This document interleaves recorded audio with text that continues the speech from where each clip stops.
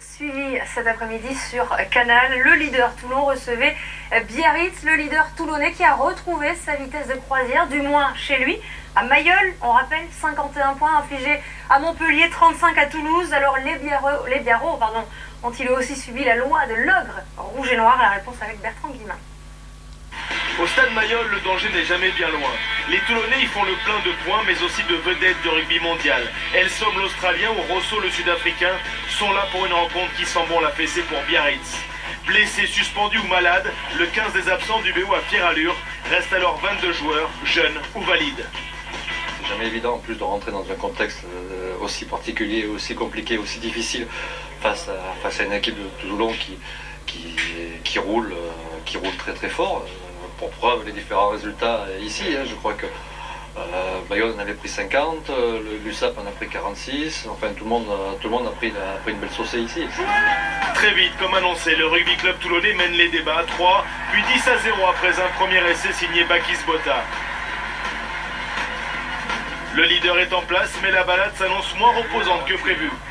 Conserve le ballon avec Benoît Babi qui est joliment arrivé à hauteur, qui essaie de déposer Palisson et qui va aller marquer l'essai de la réaction de Biarritz. Signé Benoît Babi sur la première incursion du Biarritz Olympique dans le camp toulonnais. 10-5 après 12 minutes, la jeunesse biarrotte joue sans complexe et fait chavirer Mayol. Il y a beaucoup de jeunesse, mais après il y a eu beaucoup d'envie surtout. Voilà.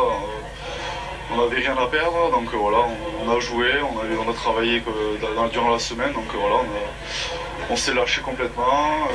Se lâcher c'est bien, mais tenir c'est mieux, surtout quand les Toulonnais vexés choisissent d'accélérer. Palisson jaillit et emporté par la foule, finit sa course dans l'embut pour un deuxième essai. Une raison de ne pas accorder cet essai. Regarde là ce qui se passe avant la ligne, s'il te plaît. Essai validé après arbitrage vidéo, l'Elia International conclut avec l'aide précieuse mais à la limite de la règle de son talonneur Jean-Charles Orioli. Toulon s'emballe et mène 20-5. C'est pas terminé, Tiusbourg écarte sur Wilkinson. Wilkinson Mermo, c'est un essai au bout pour Palisson. Palisson finalement, Guito, essai. Wilkinson à la baguette, Guito à la conclusion. La meilleure attaque à domicile trouve la faille pour la troisième fois, dans une partie pourtant loin d'être maîtrisée. Les Toulonnais n'ont pas encore étouffé leur proie, les Basques respirent encore et s'offrent une nouvelle bouffée d'oxygène au grand large. Ballon de récupération pour le Biarritz Olympique et contre-attaque menée par Lescourt qui échappe au plaquage, qui retrouve le soutien maintenant de Berkuis, l'accélération de Berkuis qui peut servir à l'écho et la réaction de Biarritz avec un contre rondement mené et le deuxième essai du Biarritz Olympique. 25-12, sérieux et audacieux, les Biarros piquent encore la défense pourtant si hermétique du leader. L'enthousiasme de l'avenir du BO relance les débats dans une partie où l'on ne voit finalement pas si clair que ça. Un sosie de Bernard Laporte donne des consignes en tribune pendant que le vrai patron du RCT recadre tout le monde au vestiaire. On est tombé sur une équipe biarrotte qui a voulu jouer même de leur 22, donc ça leur a plutôt réussi sur les ballons de récupération. Et après voilà, à la mi-temps c'est vrai qu'on a voulu très vite rescorer, ils nous ont encore posé des problèmes. Sans ces cadres, Biarritz fait mieux que résister. En défense, en attaque, le BO montre un meilleur visage que celui du derby. Pourtant, à l'approche de l'heure de jeu, le club basque, sans conclure, finit par manquer de souffle. Pris dans l'étau toulonnais, la Cafia et les siens craquent une quatrième fois sous l'assaut de Nick Kennedy. 35-15, comme à chaque fois, Toulon marque dans les 20 dernières minutes. 4 essais à 2. Le leader a besoin d'un essai de plus pour le bonus offensif. Le moment choisi pour le drop d'Alexis Palisson. On va les couilles du drop. Ça sert à rien le drop. Oui, je lui ai dit que c'était catastrophique. Là, j'étais pas content parce que, mais bon, je pense que c'est plus un réflexe qu'il a eu. Voilà, mais bon, c'est sûr qu'il fallait marquer un essai plutôt qu'un drop. C'est vrai, je sais. Il valait mieux le passer, je pense.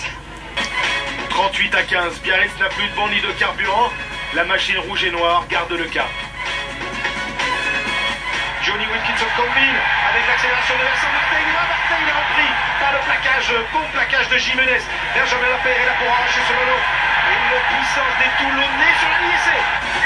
Essai du bonus offensif, les journaux volent, 43-15. Pas récompensé, les jeunes Biarros cèdent une dernière fois en toute fin de match. Une sixième réalisation conclue par Bruno. 50-15, 50 points, c'est le tarif déjà vu à Mayol cette saison.